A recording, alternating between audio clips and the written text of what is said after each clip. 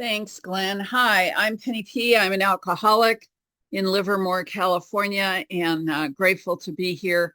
I want to thank Glenn for asking me to come over and do this. And I see some familiar faces on the screen, so that both encourages me and terrifies me because you've heard me share before, so you know my story. I walked into my first meeting of Alcoholics Anonymous in Honolulu, Hawaii on Sunday, October 9th, 1977.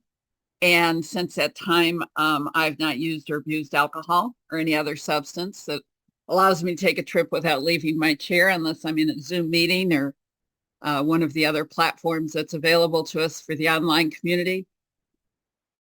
And this past October, I celebrated 46 years of continuous sobriety in the program of Alcoholics Anonymous. And, you know, I can look at the screen and know that I'm sober longer than some of you have been alive, but not as much in this meeting as in evening meetings where there's more younger people. We get a lot of, I know we get a lot of older folks on the screens during the day, but I was in a meeting yesterday, a newcomers meeting yesterday, and it was really interesting because when I go back to thinking about when I was new, and if somebody had said 46, you're going to stay sober for 46 years, it would have just been that's too, no, I'm not sure I want that. And you know, I know that when I was new, I had all these reservations, but my life has been wonderful, and I hope to share some of that with you today. So I was a blackout drinker. And so most of my story is hearsay. You know, I remember a few things. I remember coming out of blackouts. So a blackout is different than passing out. A blackout, you know, I actually appear to be functioning in the world around me. But as opposed to passed out in the corner or under the grand piano, which is also part of my story. But I came out of blackouts in weird places. I did come out of a blackout one time doing a striptease to Proud Mary in a bowling alley bar. And, you know, it's kind of, you try and figure out how do you interact with people when you're suddenly aware of what you're doing. And I was young and thin and cute in those days, so it wasn't quite as horrendous as it would be now. But I think about those things, and coming out of a blackout in the middle of a conversation with someone and I don't recognize them, and I have no idea what we've been talking about or where we are or why I'm here and where my car is. And that was my story. I started drinking in a nice cocktail lounge in New York, and it was just downhill from there. I drank in bars, and when I drank at home, I drank cheap booze at home. I drank Ripple wine. I don't know if there's any other Ripple wine drinkers here, but what I know is that a bunch of us got sober in the 70s and 80s, and Ripple went out of business. So I don't know if that had anything to do with their marketing plan. But when I drank in bars, I was very, you know, as we can be, I was very manipulative as a drinker. So if I had to pay for more than one drink, I went to another bar. Again, I was young and cute in those days. I could get away with it. I would walk in, I'd look around the bar, pick a likely victim, and then I'd sit at the bar with hopefully the only drink I was going to pay for that evening. And I'd sit there and I'd play with my drink, and it wouldn't take long before someone would sit down to me and say, "Oh, there, honey, it can't be that bad. Let me buy you a drink." And it helped if there was sad music on the jukebox. And, you know, I'd go back to the jukebox, I'd select some songs, and I just be very down and desperate, and people felt sorry for me and paid for my booze. And as a result of that, you know, I supported my habit the way women who drink in the kinds of bars I drank in found it necessary to do that. And I came to in places where I didn't know where I was, and I didn't know the name of the person I was with. And that was if I was lucky. There were also times when I came to passed out behind the bars that I drank in, passed out behind the empty dumpsters. And that was my story. I started drinking in that nice cocktail lounge in New York, and my drinking took me to drinking in Skid Row bars and coming to in places that I can't even imagine today. So when I walked in the room of Alcoholics Anonymous, no one had to explain to me pitiful and incomprehensible demoralization. Nobody had to tell me what restless, irritable, and discontent was. Those were running buddies. I knew the hideous four horsemen. They were, they took me along, or I took them along everywhere I went. And I didn't live on Skid Row.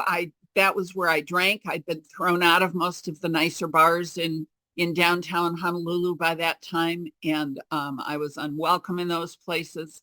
And so it was just a few blocks away to go to Hotel Street and to drink on Hotel Street.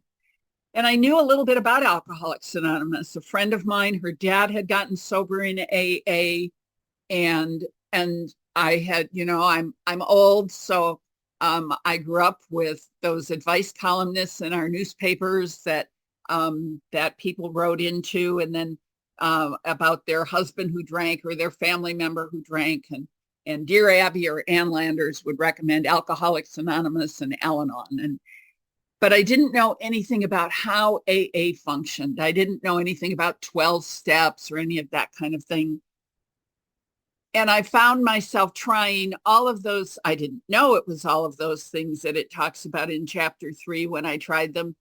But I love how the big book, I'm always amazed when I read the big book, how there's so many places where I identify, and so many things that Bill writes about in this book that just speak right to me.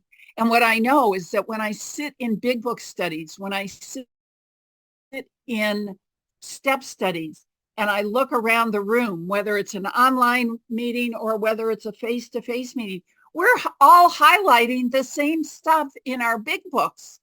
And we've all got notes in the margin on the same pages. And we're nothing like each other. And yet this book is all about each of us. Part of that is because I'm selfish, self-centered, self-seeking. Of course, it's a book about me. But I'm just amazed at what universal truths are in this book.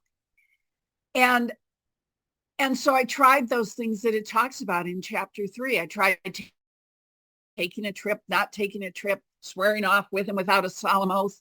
That was an interesting experience because I decided that I was going to stop drinking now while I'm young so that I can drink like normal people when I'm older. That was the plan that I came up with.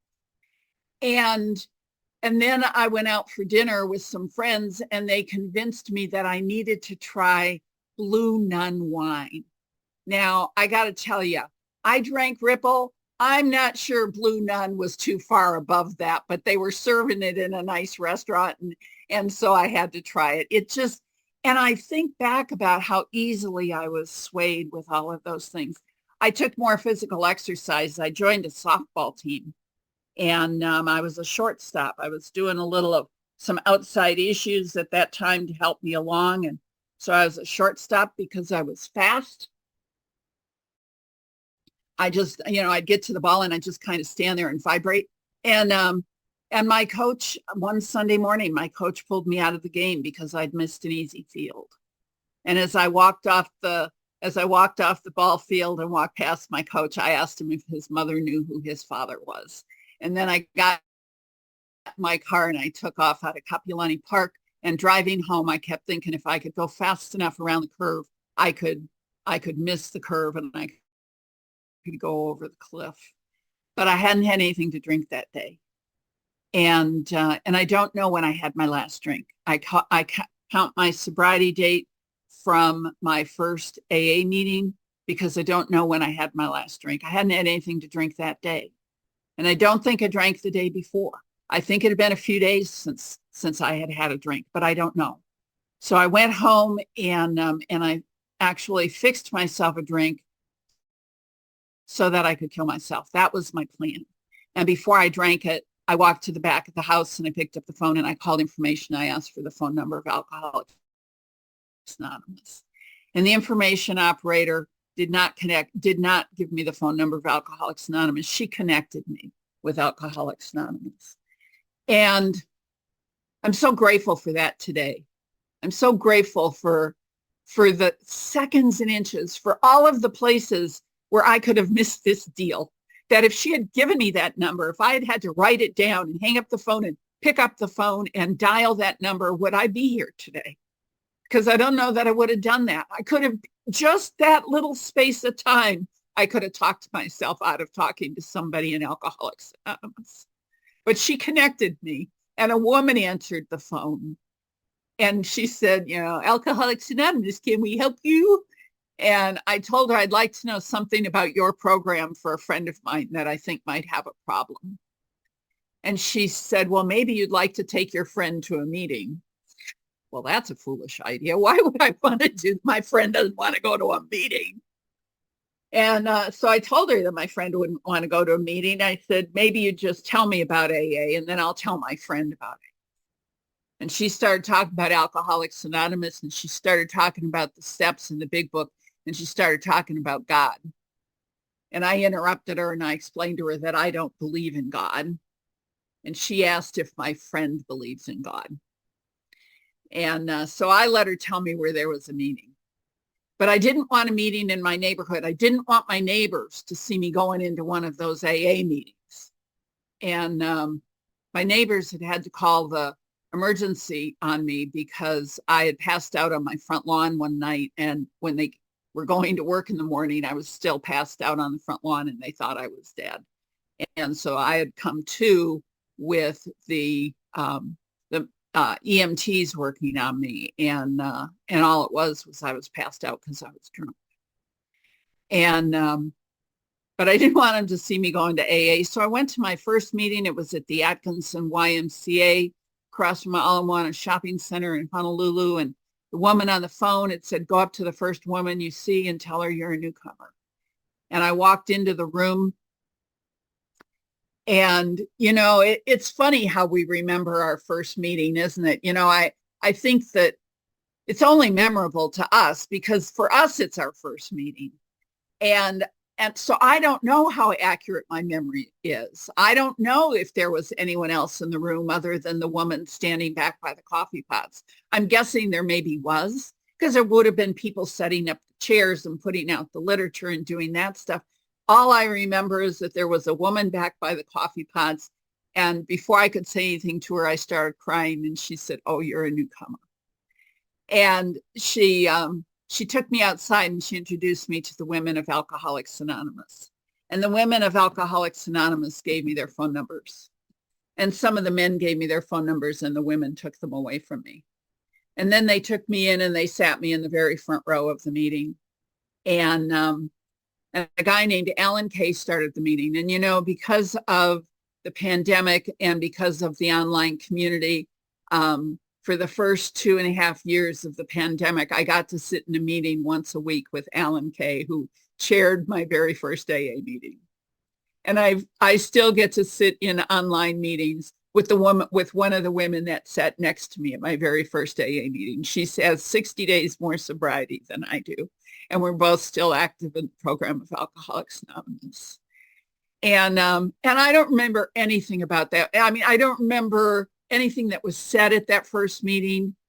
It was a closed meeting. Now, when you started this meeting, you read the open meeting thing. Now, that's really nice for those of us that are here in AA. But when we're new, it's like open meeting, closed meeting. I hear those words you're saying. I'm not sure I know what that means. And you've got all of this other language. You're talking about steps, and you're talking about sponsors, and you're talking about traditions and anonymity and all of those things that we talk, doing a fourth and taking a fifth and or taking a fourth and doing a fifth. Anyway, all of that stuff. And it's like, what is this? And what does this have to do with not drinking whiskey? And I've got some problems. I've got some real problems. This isn't going to help my problems. And And the booze helps me deal with my problems. Do I really want to? I don't know. And I leave the meeting that night and I come back a week later. I don't drink. I don't do any of those outside issues, but I don't go to a meeting for a week. I come back because I think I joined Sunday night AA. And I walk in, and that woman that was back by the coffee pots, that was her commitment. And she knew she had a commitment, not a convenience. And she came up to me and she said, Penny, it is great to see you again. How many meetings did you get to this week? And I told her, I said, I was here last Sunday. And she said, yes, but during the week, how many meetings did you go to during the week? And I said, well, I was here on Sunday. And she goes over to the literature rack and she gets a meeting schedule. I didn't know it was a meeting schedule. She gets a meeting schedule and she marks some stuff on it. She takes me out to the women that are standing outside drinking coffee and smoking cigarettes. And she says, I've marked the meetings where I'll meet Penny this week. Would you mark meetings where you'll meet Penny? And they mark meetings, and I go to those meetings because I think it would be rude not to show up, because they're expecting me. They're going to those meetings to meet me because, of course, again, it's all about me, isn't it? And I start going to these meetings, and I sit in these rooms and I hear you guys talk about this stuff. They gave me a big book. I tried reading the big book. I need to tell you that I'm retired. I'm a retired editor and writer. And my first copy of the big book is hopefully packed away somewhere. I haven't been able to find it. But my first copy of the big book, I edited it for you guys because I thought it was poorly written. I thought that Bill was repetitious. I thought that the language was a little out of date.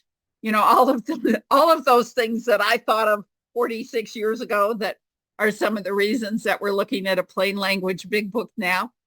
But so I have a big book that is edited, that has sentences diagrammed in it, because his language was, but his sentence structure was poor. And I don't even get me started on his punctuation. The punctuation in the big book still drives me nuts, but you know, it is what it is. And I love this book. But they gave me a book and I couldn't understand it. I didn't understand what I was reading. The language really was awkward. And I couldn't identify with this stockbroker and the proctologist from Akron, a Western city. And so the book mostly sat on the shelf, but I was going to meetings. And there was a Monday, Wednesday, and Friday noon meeting that I would go to. And there were a couple of guys in that meeting that would quote from the big book. And they'd say things like, well, you know, on page 52, it says blah, blah, blah, blah, blah, great universal spirit. And I'd go home and I'd pull my big book off the shelf and I'd look at page 52. And if they hadn't quoted accurately, I would go back to the next meeting and I'd let them know, you know, that's not what the book says. And they told me later that they quoted from the book to get me to read the book. And they told me to get a sponsor, and I didn't trust you guys. You know, I came out of the bars. I knew what I would do to get the person that was buying your drink to buy mine. And I knew what you would do, because you'd done it, to get the person that was buying my booze to buy yours. So I didn't trust you guys. So I was afraid to get a sponsor, especially what you guys were talking about, how you use a sponsor, you know, that it's somebody I can talk to about anything. And I'd had some bad experience in my first few months of sobriety with that, somebody breaking my anonymity and outing me in a way that was just very painful. And I'm not sure how I stayed sober through that, except once again, seconds and inches. Seconds and inches, I kept coming back. Seconds and inches, I stayed here. And I sat in meetings and I listened to y'all talk and couldn't figure out those 12 steps and what they had to do with not drinking whiskey. And there was a part of my sobriety in my early days where I'd go to meetings, and you know how you sit in meetings sometimes and people say things that other people nod their head at? I'd make note of that. And I'd go to another meeting and I'd repeat what you had said as if what was going on for me. And people would say, Penny, you're doing so great. And I had this hole in my gut. I was dying sitting in the rooms of Alcoholics Anonymous. And I couldn't tell you the truth. And I was afraid that those steps weren't going to work for me. And I just was, everything came out of fear. Everything came out of fear. I was afraid the program wasn't going to work. I was afraid the steps weren't going to work. I was afraid to let you know who I was.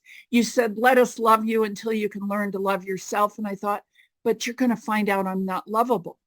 If you get to know me, you're not going to want, if you knew what I did, if you knew how I supported my app, and all of those things kept me separated from Alcoholics Anonymous. And in sobriety, I came to a place where I thought I needed to drink. I had heard somebody else talk about having a slip, and I hadn't had, and I started planning the slip. And again, seconds and inches. I'm sitting at coffee one night after the meeting, and I'm sitting across from this old timer that had 7 years at the time, but he was an old timer to me. And I don't know why the words came out of my mouth. I don't know who I was talking to or why I said it, but I said out loud, I said, well, when I have my slip. And Harry reached across the table and grabbed me by my t-shirt and pulled me halfway across the table. He said, who told you you were going to live? And he told me, not everybody that goes out comes back. If you're sitting in the room, the door has already swung one way. And in the next 3 months, 3 people that I'd gotten sober with went out and died. And I didn't stay here because they went out and died. I don't know why I stayed here. That certainly had something to do with it, but it was the fellowship that kept me here, because I was still practicing bar behavior in the rooms. I wasn't putting these principles into practice. I hadn't done the steps. I didn't know the principles. And finally, I got this woman that I was working with. That there was this woman, Fran. I always like talking about Fran. Fran R. had 22 years sober when I got sober in 1977. So she came in 1955. I wish I had had the appreciation for our long timers then that I do now, because I think of the wealth of information Fran must have been that I just missed out on. But Fran was one of the women I would talk to before I got a sponsor. And I'd call Fran with my problem of the day. And Fran would say things to me like, boy, Penny, I don't know the answer to that question, but I think Bill talks about it in the big book. And, I think it's maybe if you read pages 30 to 37 in the big book, I think it's in there somewhere. Why don't you try that? And then I'd call her another time and she'd give me another 6 or 7 or 10 pages to read. And oh my, every time she gave me a recommendation, it was absolutely perfect. And it was the answer. And I asked Fran one time how she knew the big book so well. And she laughed at me and she said, honey, I don't know the big book that well, but you're so selfish and self-centered. I figure I give you 5 to 10 pages to read, you're going to find yourself in there somewhere. And 46 years sober, when I don't know what's going on, I just pick up my big book and I open it arbitrarily and I read 5 or 6 pages and there I am. Because if you look at my big book, you can't go 5 or 6 pages without finding something highlighted or a note in the margin, because I study my book. So I got this woman that I was working with, Susan, and Susan had a sponsor. When I got sober, we didn't do the steps the way people do the steps today, where you sit down across the table from a sponsor and you read the book together, chapter by chapter, paragraph by paragraph. Susan gave me writing assignments or reading assignments. And so sometimes I'd read them. Sometimes, and I love this, I became aware of this when I was talking about my sponsor and going through the book one time, that there were times, I remember there were times where I wouldn't do the reading assignment. You know how when your sponsor gives you something to do and it's like I think I need to go clean the bathroom because that's an easier solution than sitting down and reading the book or doing what my sponsor suggested. I can find all kinds of things to do instead of, and I would do that. And then I would try and fake that I had read the big book. Now I think about that today. I think about the fact that I am talking with someone who has read the book, is reading the book, knows what's in the book, and I'm trying to bluff my way through the fact that I have not read the book. But as we went through the book, we started at the very beginning. And as we went through the book, she had me look for prayers, promises, and principles. She said that there's prayers, promises, and principles throughout the big book. That if it says we ask, that's prayer. And that I can find promises way before those promises that are in chapter 7 that we read in some of our meetings. And principles. And I didn't know this at first, but those principles, she had me find principles, not just one principle for each step, but principles that I am going to then put into practice instead of my character defects and my shortcomings. My principles are the counter to my character defects and my shortcomings. That when my character defects, my shortcomings are, I'm dishonest. I'm stingy. I'm miserly. I'm uncooperative. I'm intolerant. And the opposite of all of those is those principles that I'm going to learn when I start to take those steps. And she started taking me through the steps using the big book. When we got to chapter 3, she said, this is the chapter that we're going to use for step 1. Now you may do it differently. You may do the steps from the 12 and 12. This is how I was taken through the book and the steps. And she said, we're going to use chapter 3 for step 1, because in the second paragraph, it says, we learned that we had to fully concede to our innermost selves that we were alcoholics. This is the first step in recovery. And so we read chapter 3 and we talked about step 1 and we talked about unmanageability and powerless. And what principles do I learn by doing this? And I learn acceptance and admission and surrender. And I get some hope because when I got here, I was hopeless. I get some humility because I'm powerless.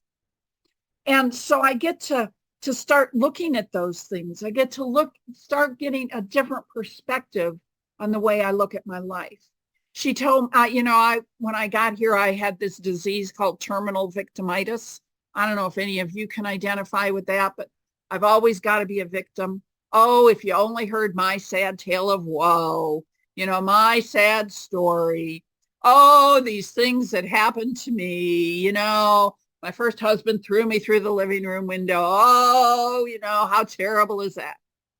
And so I had this terminal victimitis. She told me that we can die when we get in the last throes of that disease. And that I have to stop being a victim. I have to start being a participant in my life. I have to change my perspective. This is my solution. And then when we got to chapter 4, we talked about step 2, because I didn't think I believed in God when I got here. And on page 52 of chapter 4, it talks about that great universal spirit. And I was given the acronym GUS for the gal upstairs, the guy upstairs. And that was acceptable to me. Group of drunks, that let us be your higher power, because we can think more clearly than you can. A friend of mine, I always love talking about this friend. A friend of mine calls his higher power Andy, because when he was a kid, he used to go to Sunday school and they used to sing a song that says, Andy walks with me, Andy talks with me, Andy tells me I am his own. And so his higher power is Andy. And, so I'm opening up a little bit. And then we get to that third step. We get to chapter 5. And again, she points out that if it says we ask, that's prayer. So that on page 59, where just before we read the steps, it says, we stood at the turning point. We ask his protection care with complete abandon. So that's the prayer that I do before I take the steps. We ask his protection and care with complete abandon. So I put that into practice today as part of my prayer in the morning. When I say my prayers in the morning, I ask God for protection and care as I go through my day. And I close my prayers in the morning with, God, lead me where you need me. And then I go out into my day. And I'd love to tell you I do that every day, but I don't. I'm just not that well yet, which is why I keep coming back to the rooms of Alcoholics Anonymous. But we got to that third step prayer then on page 63, and I'm not a thee, thy, and thou kind of gal. And I was really resistant to that third step prayer. And my sponsor said, well, keep reading. What's the next paragraph say? And the next paragraph says, the wording was, of course, quite optional, so long as we expressed the idea of voicing it without reservation. And she said, Penny, you can write your own third step prayer. And for 46 years, I've been writing my own third step prayer.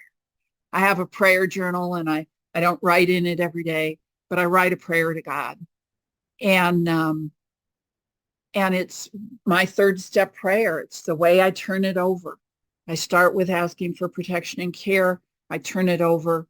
I do basically what it says in the thee, thy, and thou prayer, but I do it in my own words. And then we went on to the fourth step, and it's some of these we balked. You know, it was like, oh my God, this is where I really have to look and acknowledge what I've done.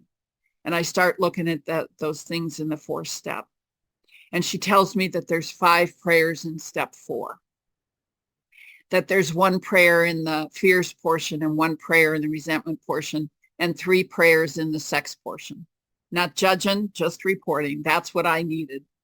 And again, if it says we ask, that's prayer. Because for me, it talks about the sick man and the right ideal. And the sick man had been my right ideal. So I needed to change some perspective again there. And so I sit down and I do that 4th step. And it wasn't her that told me this, but from another sponsor, I was told, you know, it doesn't say anywhere in there about my part. She said, Penny, if you're looking at your part, she said, I know you. You're looking at your part. You're looking at other people's parts too. When you write that, well, my part is, she says, that's not what it says. It asks, where was I wrong? Where was I inappropriate? Why? Well, you can read the book. You can find it in the book. It's on page 65, no, 67, 68, and 67. And so I went through that 4th step, and then I had to sit down and do that 5th step. And I was so afraid my sponsor was going to run screaming from the room.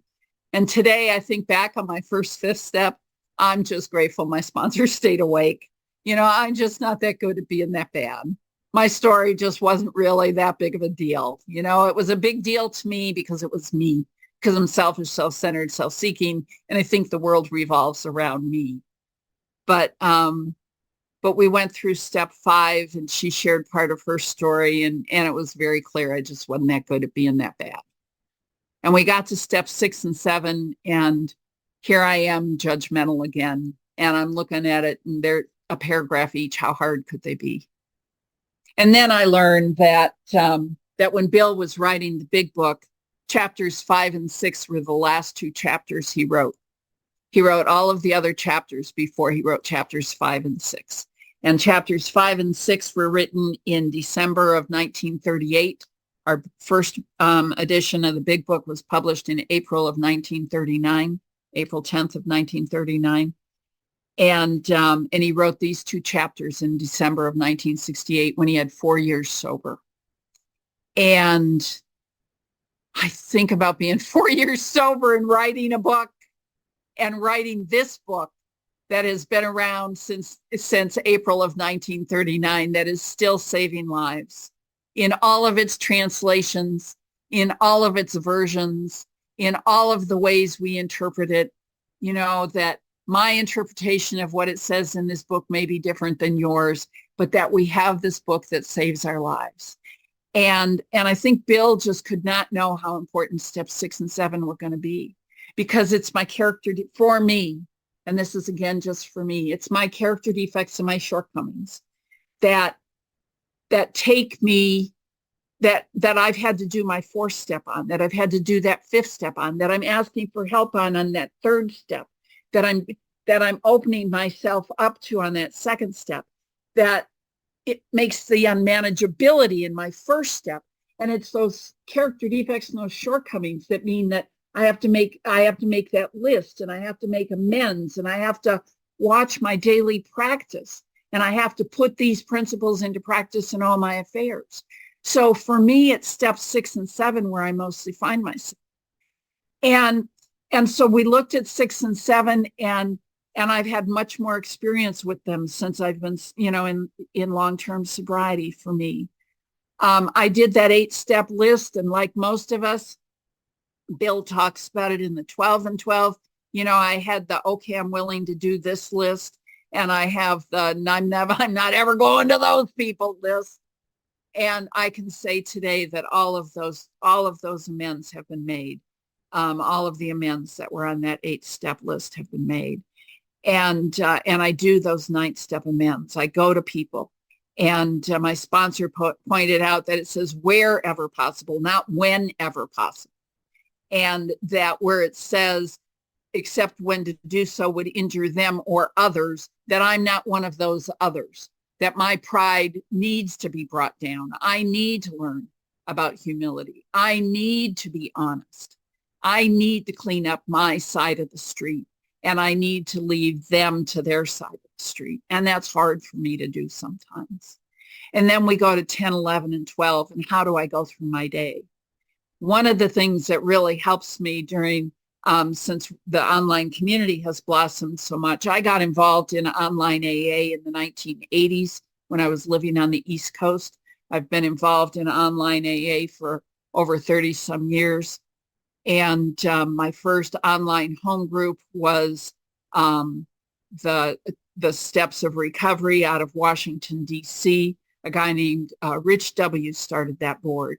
And it was a BBS. It was before we had access to the internet, and we were connecting through private networks. And I was lucky enough to have a job that gave me a computer that had a modem, and I was able to connect to this BBS and become a part of the online community in the mid 1980s. And I traveled a lot with my job, so I was able to connect with them when I traveled because I had this online connection. And but now during the pandemic, when y'all came online and joined us, and I'm so grateful you did because you brought some great meetings with you. And I get to go to a meeting 5 days a week that's only 20 minutes long out of Australia, out of Melbourne, Australia. It's a meditation meeting. It's a step 11 meeting. And there's always a reading from step 11, and then there's a second reading, and then we have a 2-minute meditation, and then we have 2-minute time shares. And I really love it because it keeps me in the book. For me, because it's at 7:30 tomorrow Melbourne time, it's 12:30 my time right now when we're off of daylight savings time. But it reminds me of all of the prayers in step 11 in the big book.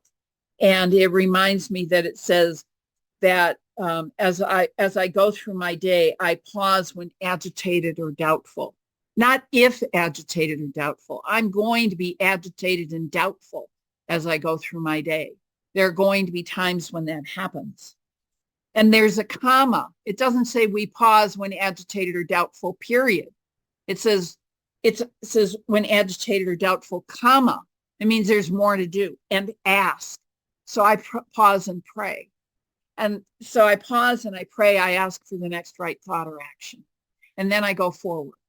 And again, as I said, I close my morning prayers and meditation with God, lead me where you need me. And there are times when I'm just not sure where God is taking me. And there are just times when I'm sure God has me confused with someone else. And I hear people say, my experience with a higher power has changed in the time that I've been sober. I hear people say, God doesn't give me any more than I can handle. I don't know about you. My higher power always gives me more than I can handle. Because if I could handle it by myself, I wouldn't need you guys. I wouldn't need a higher power, you know? So I get things that I don't know how to handle, that I have to talk to you about. The most recent example is that this past September, I do an event with my sponsees once a year. We call it an advance instead of a retreat because we go forward, we don't retreat. And we go out to a retreat center over on the coast and called Redwood Glen. And we're 10 miles inland from the ocean. And we have 3 days in the redwoods. And it's an amazing experience. And I go with the women I sponsor, and we sometimes have some guests that come along. And it's a small, intimate gathering of us. And we had just done that this past September, and I came home from that advance, and thankfully got part of my car unpacked. And then on Tuesday morning, I went out to do some grocery shopping, and I fell and I broke my shoulder. And I had a commitment that day at noon, and I'm laying on the ground in the parking lot with this broken shoulder with the first responders working on me. And I'm calling a friend of mine to take my noon commitment because I'm not going to be there. I'm going to be in emergency getting my shoulder taken care of. And I had to go through surgery. And I didn't know how to go through surgery, but I have friends in the program who have gone through this same injury this past year. And I'm talking with those people. And they tell me how they walked through it and what they did and how they did their physical therapy and how they had to be. And so I have those people. I have people in my life that I just took on a new sponsee this past week, and we were talking. I said, if I don't have the experience, it doesn't do anything for me to share my opinion. I can give you my opinion. God knows I never need facts for an opinion. I never have, but that's not my experience. That's not going to help. And what we do here is share experience, strength, and hope. So another sponsee is going through something, and I suggest that she talk to one of her sister sponsees who's going through the same thing. And I've been through part of what they're going through. I've lost both of my parents and a sibling in sobriety. And my sister died of our disease. And I know how that feels, but that's been a while since I've been through that. I can tell you how to come through it on the other side, but when you're in the middle of it, I can connect you with someone who's also in the middle of it. And you two can share your experience and your grief and how you walk through it with principled actions, putting this into practice on a daily basis. And how does the program of Alcoholics Anonymous help me with that? How do I use these steps and these traditions?